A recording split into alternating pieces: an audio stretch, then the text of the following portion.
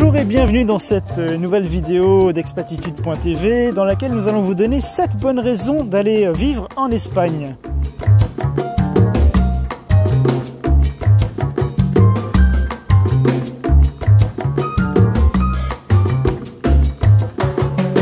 La première des 7 bonnes raisons, Christophe, quelle est-elle ?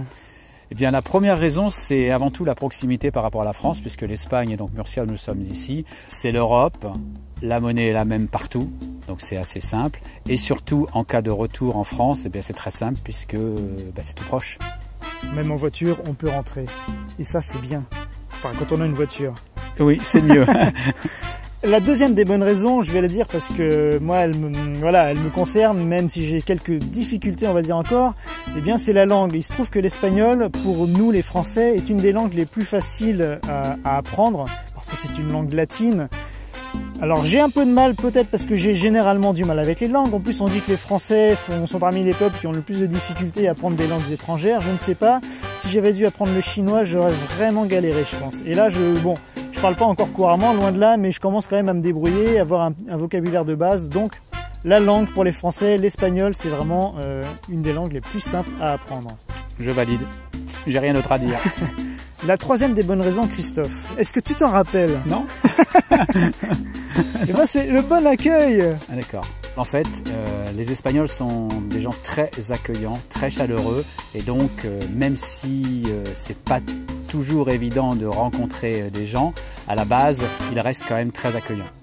On va passer à la quatrième bonne raison de s'installer ici à Murcia en Espagne, Alexis. Oui, eh bien finalement elle s'enchaîne directement avec la troisième raison, puisque c'est tout simplement les coutumes espagnoles, riches, variées, les fêtes, la convivialité un petit peu qu'on peut trouver dans ce pays.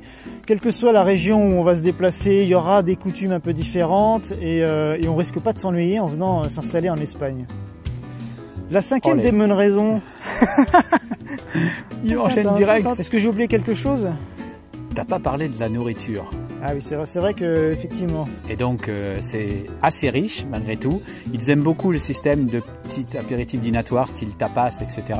Mais c'est justement ce côté convivial finalement où on partage tout avec ses amis. Et ça rejoint encore l'idée d'un peuple très très accueillant. Ouais. Et donc même à table, ça se ressent. Bon, il faut aimer l'huile d'olive, parce qu'il y en a beaucoup. Mais bon, j'espère que vous aimez bien l'huile d'olive. Nous en tout cas, voilà, ça passe. Hein, ça passe. Ça passe très bien. Très très drôle. Bon, Dieu. Passons tout de suite à la cinquième bonne raison. Qui est peut-être même la sixième, non? Oh, bah oui, du coup déjà, hein, mais il y en a tellement. C'est ça. Ah non, cinquième.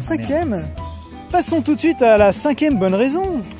Eh bien ici, aujourd'hui on le voit moyennement, mais à l'époque à laquelle on tourne, c'est-à-dire en plein hiver, on est quand même en t-shirt, ben c'est justement ça, c'est le climat. Et donc ici à Murcia, aujourd'hui il fait 21 degrés je crois. Ouais. Donc c'est plutôt pas mal. Certes le soir ça se rafraîchit, mais l'avantage énorme de cette région d'Espagne, c'est qu'il fait tout le temps beau. Et ça c'est très important en termes de morale, en termes d'ambiance, etc. C'est aussi pour ça que les gens sont accueillants, chaleureux, souriants. C'est pareil en France. Dans le sud de la France, on dit souvent que les gens sont très accueillants. Ben, le climat, il y a pour beaucoup. Et donc ici, c'est sûr qu'on est servi là. Il y a le climat et il y a aussi les paysages magnifiques et très variés. D'ailleurs, on va vous montrer un autre paysage qu'on voit là et on va le partager avec vous pour le sixième point très intéressant de ce palmarès des 7 bonnes raisons de venir s'installer en Espagne. Et pour info, derrière, c'est Murcia justement. Voilà, notre ville.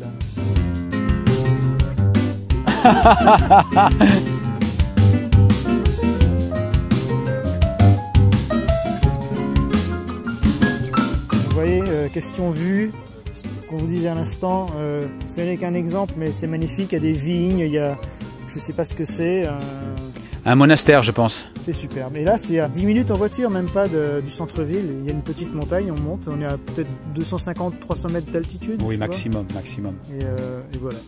Sachant que quand on habite à Murcia, il y a un peu de montagne à côté, à un peu plus d'une demi-heure en voiture, il y a la mer. Enfin voilà, c'est vraiment très varié. Super bien placé. Voilà, exactement. Idéalement placé.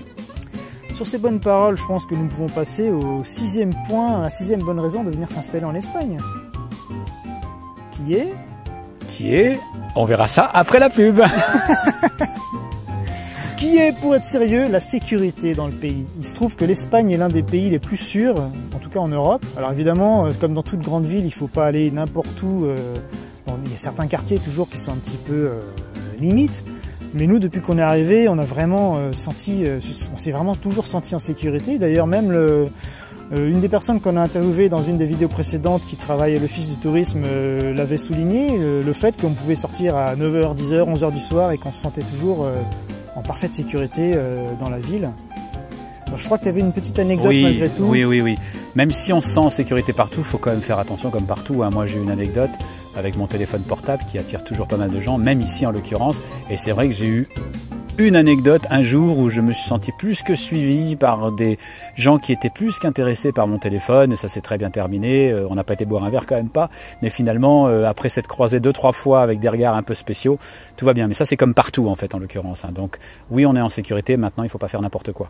Et faire attention tout de même.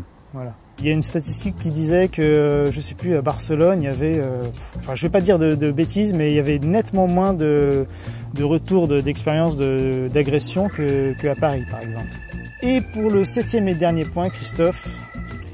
Mais il faut savoir qu'ici, la vie est vraiment moins chère qu'en France. Pourtant, le pays est en train de sortir de la crise, doucement mais sûrement, contrairement à la France actuellement. Donc certes, les Espagnols ont fait d'énormes efforts au niveau économique. Donc c'est vrai que la vie est très très dure pour beaucoup de gens.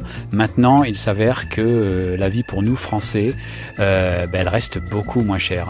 On a donné quelques exemples dans nos différentes vidéos. Là, par exemple, le logement, c'est 2 ou 3 fois moins cher. On va prendre des comparaisons par rapport à Paris, bien sûr, mais c'est 2 ou 3 fois moins cher. Un exemple quotidien, ne serait-ce qu'un café, par exemple. Un café en terrasse au soleil, c'est 1 euro ici. Donc c'est quand même 2, 3, voire 4 fois moins cher que dans certains endroits à Paris. Et je pourrais citer des dizaines d'exemples. Donc il faut vraiment savoir qu'ici, la vie, actuellement, toujours aujourd'hui, donc est beaucoup moins chère qu'en France. Bon, il faut savoir qu'évidemment, quand on travaille en Espagne, le revenu est en parallèle, en proportion, beaucoup moins élevé que le revenu moyen en France. Donc pour quelqu'un qui habite en Espagne, qui travaille en Espagne, finalement, vu que tout est revu à la baisse, ça ne change pas grand-chose.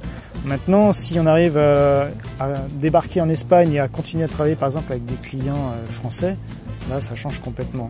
Là c'est le nirvana là. Voilà, c'est ça, exactement, c'est le nirvana. Donc peut-être que vous, avec tout ce qu'on vient de dire, si vous êtes tenté de venir vous installer en Espagne, bon, je pense qu'on a déjà donné pas mal de bonnes raisons de le faire. Sortir du train-train quotidien, quitter un peu la routine. Si vous êtes un peu à une période charnière, c'est peut-être le moment de se bouger, de passer à l'action et de se décider de se lancer. C'est pas si compliqué que ça. La preuve, nous, en 1 mois, quand tu t'es décidé pour bouger, on est parti un mois après. À peu près. Il y a évidemment un certain nombre de choses à faire au niveau administratif, etc. En fonction de votre situation personnelle, si vous êtes propriétaire, locataire, etc. Au niveau de vos proches, au niveau de votre travail, etc. Mais c'est finalement assez facile à faire. Il faut juste savoir quoi faire exactement. Et justement, à ce sujet-là, on a créé un petit atelier dans lequel on explique tout ça en détail. C'est en 5 modules. Il y a plus d'1 heure de vidéo dans lequel on a vraiment tout balayé en détail pour vous aider à franchir le pas et à tout préparer nickel en moins de 30 jours. Donc si c'est quelque chose qui vous intéresse, vous pouvez cliquer là, sur le petit i pour info si vous êtes sur YouTube pour arriver sur la page de présentation de cet atelier Expat Express, puisqu'on l'a appelé ainsi, puisqu'il porte bien son nom, Expat Express, puisque en moins de 30 jours, on peut être prêt à partir à l'aventure et démarrer une nouvelle vie en Espagne, sachant qu'en plus, on explique dans cette formation comment faire pour pouvoir se ménager une possibilité de retour si pour une raison ou une autre ça ne vous convient pas. C'est très important. Nous, c'est ce qu'on a fait. On a décidé de rester, mais voilà, chacun son expérience et vous pourrez décider si vous le faites ou pas. Et là, on va couper parce qu'il y a du monde qui arrive. Bon expat. Bon expat. Salut.